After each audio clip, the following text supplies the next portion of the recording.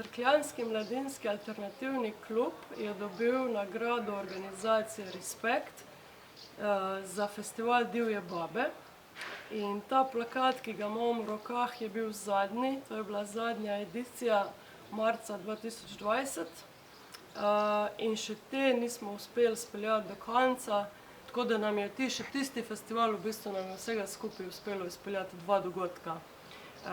V letu 2021, ko bi mogla potekati 9. edicija, pa enostavno že vnaprej nihče iz ekipe ni zbral poguma, da bi v tem virtualnem okolju ob že siceršnjem pomanjkanju še fizičnih prostorov, kjer bi se lahko vsaj posnelo stvari, enostavno smo obupali, nismo upali to.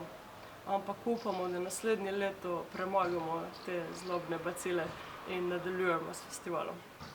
Festival Divje babe je nastal pred 9 leti v Cmaku na pobudo nekaj članic tega društva, ki so želele z organizacijo festivala, namenjenega predstavitvi del mladih umetnic, teoretičark, aktivistk na začetku svoje poti. Jim je želel ponuditi prostor, publiko in s tem tudi spodbuditi, v bistvu, da bi punce bolj zahajale v mladinski center kot sicer. In do neke mere je to Divjim babam uspelo. Zanimivo pa je, da čeprav je to neke vrste feministični festival,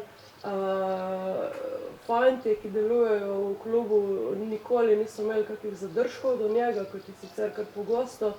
In v bistvu smo vsa ta leta, pa vsaj kar jaz sodelujem zraven, zmeri zelo dobro sodelovali in skupaj speljali ta festival.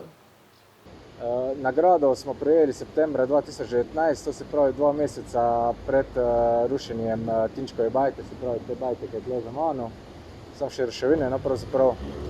V tej hiši smo bili od leta 2006, v njej smo organizirali koncerte, delavnice, razstave, predavanja. Bila je zatočišče za mlade, predvsem tiste, ki niso bili toliko sprejeti s strani lokalne skupnosti ali pa družbe na splošno. Prostori so odgovarjali nam, se pravi, vse smo naredili sami, domače se je folk počutil noter. Se pravi, tudi tisti, ki so prišli od drugod, so čutili to energijo, so čutili, da je da ima nek namen ta hiša.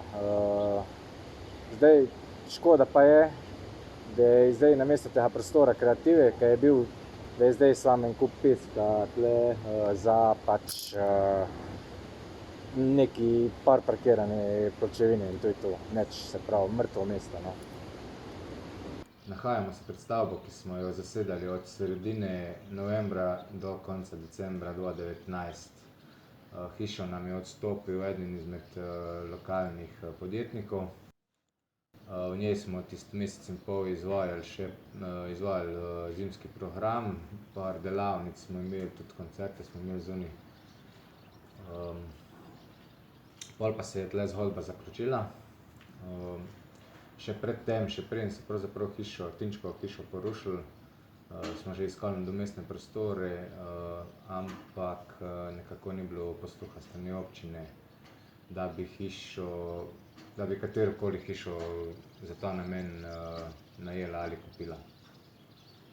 Po več letih pravzaprav borbe za nove prostore smo na koncu pristali na ponudbo občine, da se preselimo v stavbo bivšega dijaškega doma, ki pa sicer za potrebe mladinskega centra ni glih idealna oziroma primerna.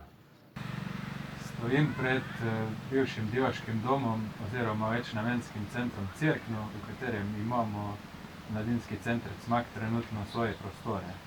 Stavbo in večnamensko dvorano si delimo še s številnimi drugimi društvi, v njej pa imamo tudi 2 lastna prostora, sicer sta manjša, enega uporabljamo za razna pisarniška dela, drugega pa za shrambo audio-video opreme. Prostori za veliko naših prejšnjih dejavnosti ne zadoščajo, za silo so v redu, v stavbi na primer ne moremo izvesti večjih koncertov, prav tako sedaj ni prostora za vaje glasbenih skupin, za atelje.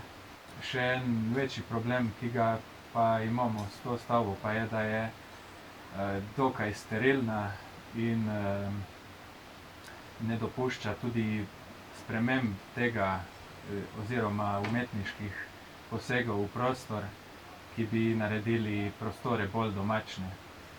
Posledično prostori niso zelo prijetni za druženje in se v njih mladi ne zadržujejo in tam ne preživljajo prostega časa, kar pa je zelo škoda. Trudili se bomo še naprej organizirati kvaliteten program in koncerte, aktivnosti, čeprav je zdaj tu dosti težje, ampak meni se zdi, da je najbolj pomembno, da se ne predamo zdaj po takem podcu in da ustrojamo in mogoče s cajtom pa tudi res prepričamo lokalno skupnost in odločevalce, da pa mladi le potrebujemo prostor za druženje, za ustvarjanje in da bo Cerkno s tem pridobilo veliko.